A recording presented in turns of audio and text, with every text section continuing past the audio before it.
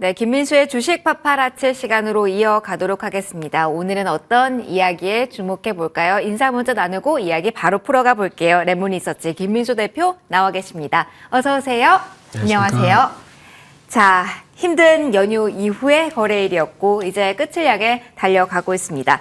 자, 우선 테마에 대한 이야기 해보고요. 저희 계속된 포인트들 짚어보도록 하겠습니다. 가장 첫 질문 중요하죠.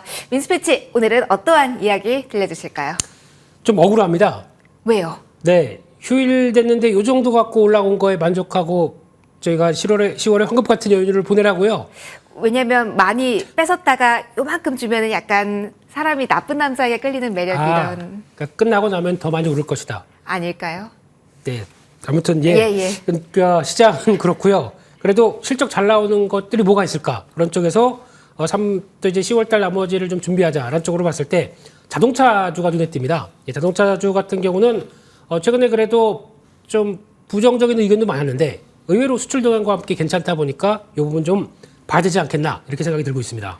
맞아요. 지금 지수가 이번 주 내내 출렁거림 나왔지만 그래도 잘 버텨주고 기대감이 컸던 쪽 그리고 화답했던 쪽이 자동차가 아닐까 싶은데요. 일단 자동차주의 최근 동향 먼저 짚어주세요. 왜 이렇게 든든하게 흐름을 요즘은 보여주고 있는 걸까요, 대표님? 네, 일단 생각보다 잘 실적이 나올 것 같은 분위기 이게 연결되는 것 같고요.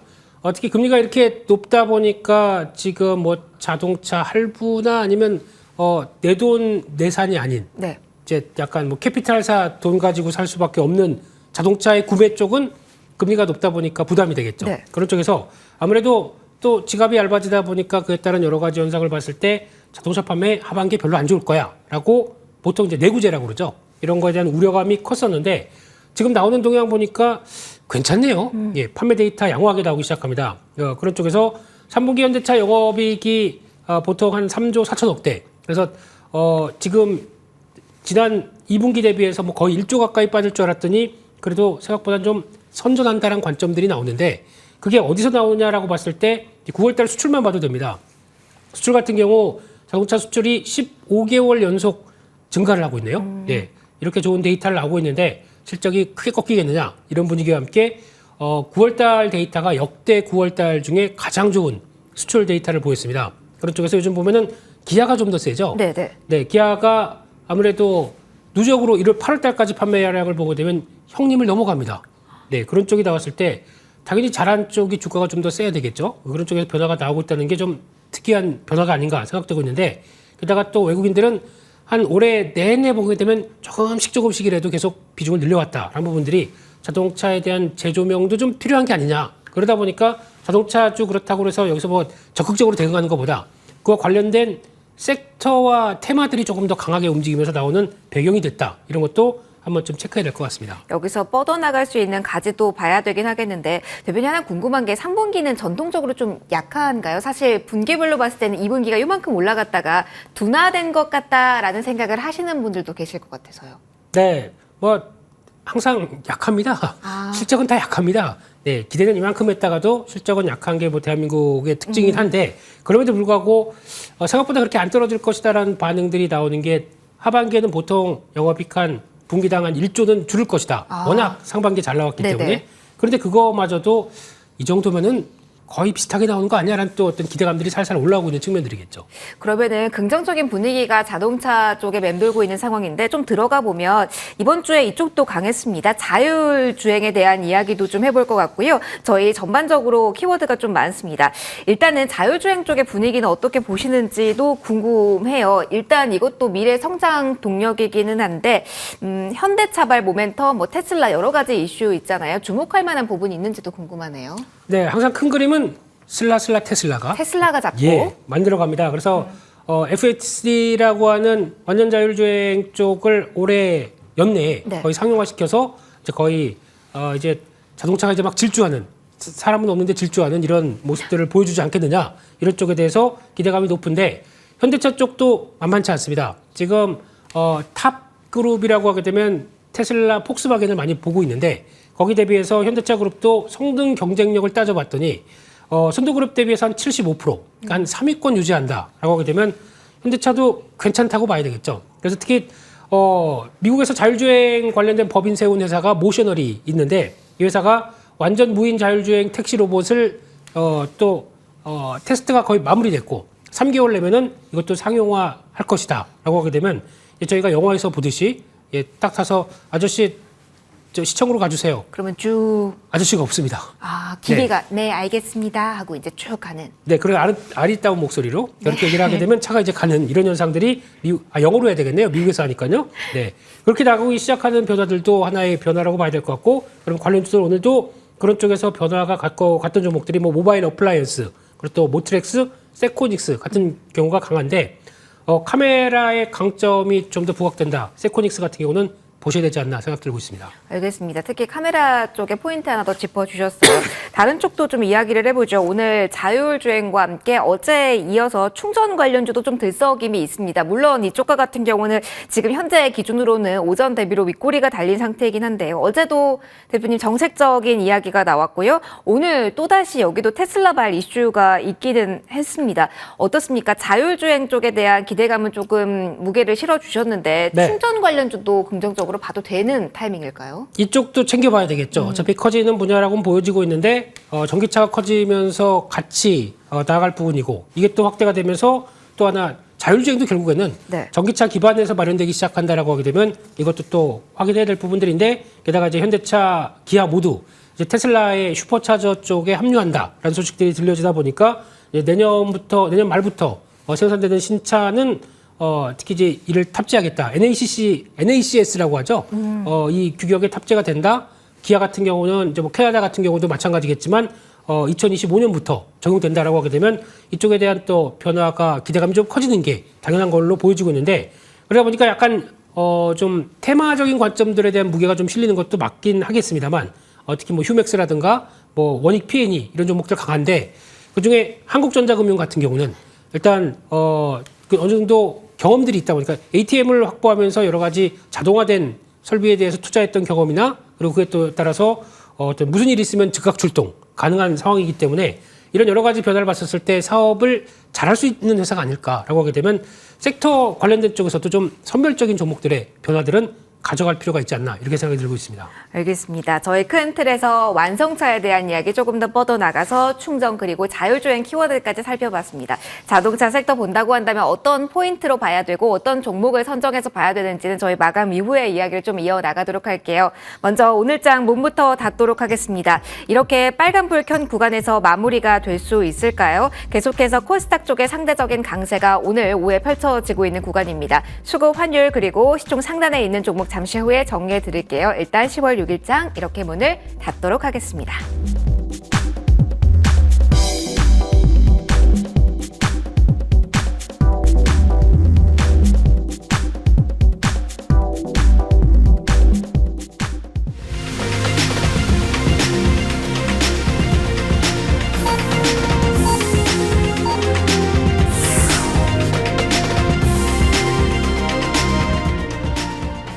어제 오후장에 불안했기 때문에 오늘은 흔들림이 없을까 계속해서 주시를 좀 해봤는데요. 그래 다행히 빨간불로 마무리가 된 것으로 보입니다. 3거래일 만에 빨간불 키면서 양대 지수 마무리가 됐고요. 어제에 이어서 2차 전지에 대한 시선 주셨을 텐데 어제 급락했던 쪽에서 빨간불이 나오는 쪽 꽤 됐습니다. 그리고 무엇보다도 시장 전반적으로 제약바이오에 대한 강세가 확인이 됐고요. 제약바이오주 중심으로 해서 큰 폭의 상승, 그래서 코스닥 쪽에 상대적으로 더욱더 강한 상승폭이 눈에 띄었습니다. 2% 전후의 움직임이 오늘 장중 내내 나오는 코스닥 쪽에서의 움직임 확인을 하실 수 있으셨을 겁니다. 시장 전반적으로 그림을 좀 그려드리도록 하죠. 오늘 양대지수 일단은 빨간불로 마무리가 됩니다. 흔들림 나오는 구간 속에서도 이번 주 내내 코스피 지수는 2,400선 지켜냈습니다. 0.2% 정도의 상승률로 오늘 마무리가 되는 모습이었고요. 오늘 장중 고점 대비로는 살짝은 후퇴하긴 했지만 그래도 많이 올라오면서 저점 대비로는 살짝은 위에서 마무리가 됐다라고 볼 수가 있을 것 같습니다. 코스닥의 흐름도 좀 살펴보도록 하죠.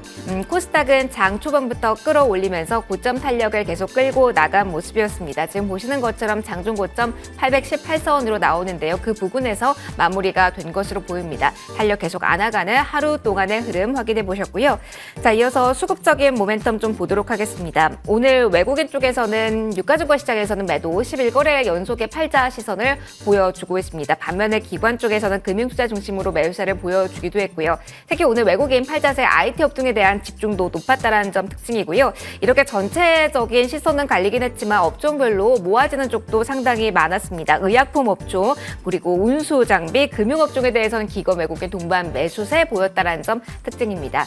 코스닥으로도 넘어가 보도록 할게요. 코스닥에서는 기관 외국인의 동반 매수세가 확인이 됐고요. 외국인 쪽에서 매수하는 물량이 차곡차곡 오후 들어서 늘어나는 패턴이 오늘 확인이 됐습니다. 1,800억 원 가까운 매수 우위가 코스닥 쪽에서 나타나는 모습이었고요. 어제에 이어서 오늘까지 코스닥 쪽에서는 외국인과 기관의 동반 매수세가 나타나고 있다라는 점도 특징입니다.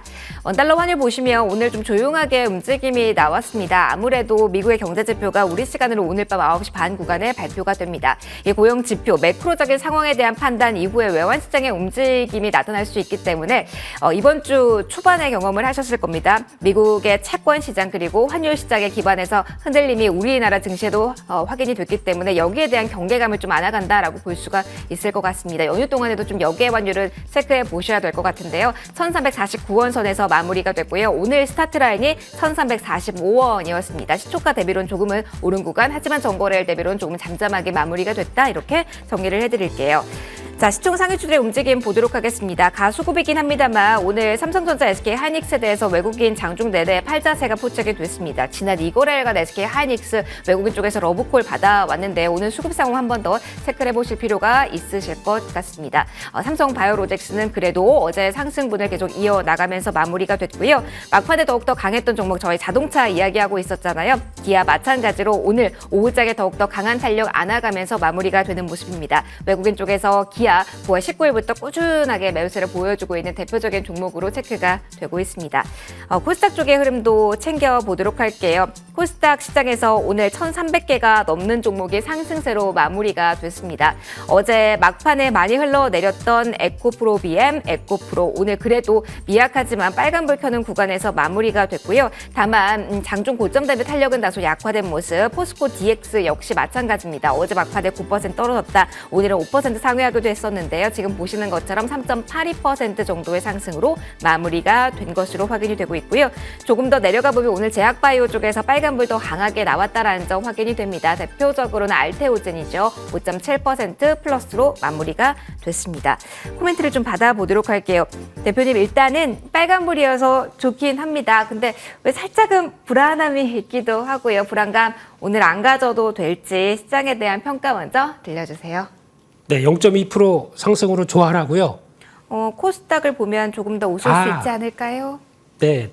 아닐까요? 웃겠습니다. 네, 그래도 웃겠습니다. 그래서 코스닥 올라간 거 그렇게 빼놓고 한 1.9% 올랐다고 그래도 하하하 웃으면서 집에 가야 되는 이 상황이 좀 씁쓸해요. 아쉽습니다만. 네, 그래서 결론적으로는 지금 시장에서 여전히 매크로 지표 불안한 모습들 나오고 있는 상황 쪽에서 금리 안정 언제 되느냐 이걸 계속 또 지켜봐야 될 것 같고요. 그런 쪽에서 오늘도 시장에서 나왔던 변화는 이렇게 어떤 시장의 리스크가 커지다 보니까 현물 파는 것도 외국인들이 어떤 주시해야 되겠지만 선물 매도가 강화시켜 왔기 때문에 이에 따른 변화가 좀 완화되는지도, 그러니까 즉 선물 매수로 들어온지도 좀 체크를 해야 될 걸로 보여지고 있고요. 기술적 지표로는 다 과매도입니다. 그런 쪽이 들어왔는데 그럼에도 불구하고 아직까지 한국 시장의 특성은 한번 추세가 주르륵 밀린다. 그러면은 그 끝자락에 또 레버리지 청산되는 문제가 남아있죠. 그러다 보니까 그것까지 다 받아내겠다라고 하는 아주 못돼 먹은 이런 변화가 나오기 시작하다 보니까 극대화하고자 하는 마음이 우리에게 좀 상처가 되기도 해요, 대표님. 그죠? 웃겠습니다. 죄송합니다. 네, 그런 것까지 공감하실 거예요. 네네, 그런 상황이 나오다 보니까 이런 변동성이 커진다는 점, 이거는 좀 염두를 하시면서 어느 정도 안정이 되는 거 보고 적극적으로 움직일 준비는 해야 되지 않나 싶긴 한데, 네, 연휴 이후입니다. 연휴 이후를 봐야 된다. 일단은 한 걸음 물러서서 시작의 흐름 좀 잠잠해짐을 지켜봐야 되는 그 자리에 대한 평가 좀 받아봤습니다.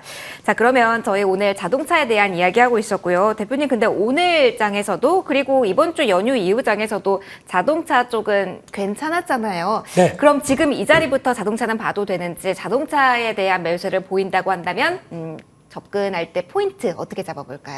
실적입니다. 실적이요? 실적 괜찮을 것 같고 거기다가 그렇게 크게 비싸지도 않고 그러다 보니까 이런 부분들이 반영되지 않을까라는 쪽에서 이 전기차 판매와 관련된 쪽의 성과들 확인되면서 거기에 맞춘 업체들 쪽으로는 계속 실적 확인된다? 그러면 오히려 밸류업이 될 수 있는 과정들 체크해 보면서 대응하시는 게 좋지 않나 싶습니다. 결국은 지금 시장이 조금 더 분명한 거, 숫자 찍히는 거 이쪽에 대한 포커스를 맞춰보는데 가격적인 메리트까지 가진 자동차주에 대한 포인트 짚어봤습니다. 그러면 어디를 볼지 좀 이야기를 해보도록 할게요. 네. 포착주 공개를 좀 해주시죠. 자동차 내에서 지금 볼만한 종목, 어떤 종목으로 선정해 오셨을까요? 최근 보다 보니까 의외로 외국인 기관 다 사는 종목이 네. 딱 하나가 있습니다. 어떤 자동차 쪽에서요. 종목이요? 네, 그 종목이 현대 위아입니다. 네, 이 회사를 보면서 일단은 전동화 쪽으로 잘 적응하고 있다라는 쪽에서 차세대 EGMP 같은 플랫폼들 우리가 개발하겠다. 매출 한 1조 정도는 나올 수 있겠다라고 얘기를 하고 있고요. 게다가 또 통합 열 관리 시스템 쪽도 우리 새로운 거 보여줬다. 이거 장착되기 시작하게 되면 또 추가적인 지금 가장 부담이 내연기관 쪽의 강자였는데 전동화로 갔을 때 충분히 적응할 수 있겠느냐. 이걸 좀 보여주고 있다는 쪽에서 기대감이 높다고 봐야 될 것 같고요. 그와 함께 또 스마트 제조 물류 관련된 쪽에서 강점이 있는 부분들. 이게 수주를 받다 보니까 뭐 싱가포르나 아니면 이제 조지아 어떤 현대차 메타플랜트 이쪽에서도 성과를 낼 수 있겠다는 쪽도 나오고 있는데 더 중요한 거는 이 회사도 나도 로봇 회사입니다. 라는 쪽으로 얘기할 수 있는 부분들이 서서히 확인되고 있는데 그게 아직 시장에 반영이 안 됐다라고 봐야 될 것 같고요. 게다가 또 특수사업 쪽으로 방산 쪽이나 아니면 뭐 UAM 이쪽으로까지도 확대되는 사업 구조까지 생각했을 때는 지금 당장도 실적 변화의 기대감과 함께 지금 시류에 맞는 트렌드에 맞는 회사다라는 쪽에 대한 변화 이제 서서히 들어오지 않나 이렇게 바라보고 있습니다.